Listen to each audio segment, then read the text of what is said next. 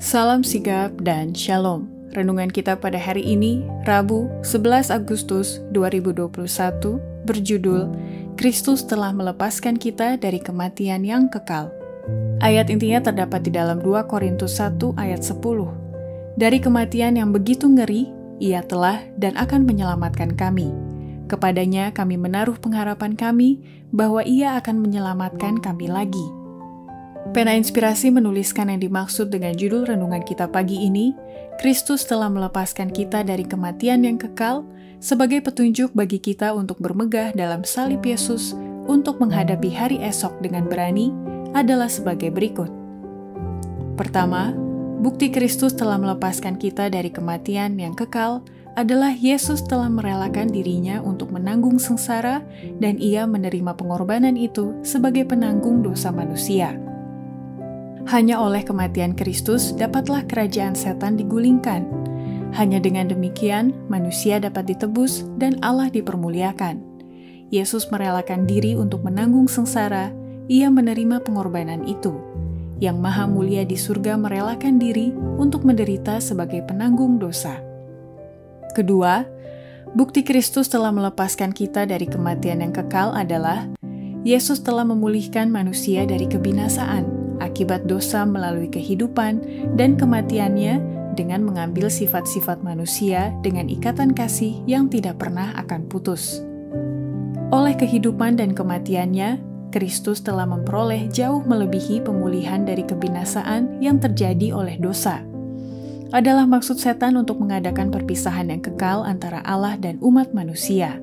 Tetapi dalam Kristus, kita dihubungkan lebih rapat lagi dengan Allah daripada sekiranya kita tidak pernah berdosa. Dalam mengambil sifat-sifat kita, Juru Selamat telah mengikatkan dirinya kepada manusia dengan ikatan kasih yang tidak pernah akan putus. Ketiga, bukti Kristus telah melepaskan kita dari kematian yang kekal adalah kehidupan dan kematian Yesus mempunyai pengaruh yang dapat merubah hati dan kehidupan setiap orang yang percaya kepadanya lewat suatu panggilan untuk penyerahan diri sepenuhnya melalui bimbingan Roh Kudus. Oleh kehidupan dan kematian Kristus, pikiran manusia pun turut kelihatan. Dari palungan hingga kayu salib, kehidupan Yesus merupakan suatu panggilan kepada penyerahan diri dan kepada persekutuan dalam penderitaan. Disingkapkannya tabir segala maksud manusia. Yesus datang dengan kebenaran surga dan semua orang yang mencamkan suara Roh Kudus tertarik kepadanya. Orang-orang yang berbakti kepada diri sendiri adalah rakyat kerajaan setan. Dalam sikap mereka terhadap Kristus, semua orang akan menunjukkan di pihak mana mereka itu berdiri. Maka demikianlah setiap orang menjatuhkan hukuman atas dirinya sendiri.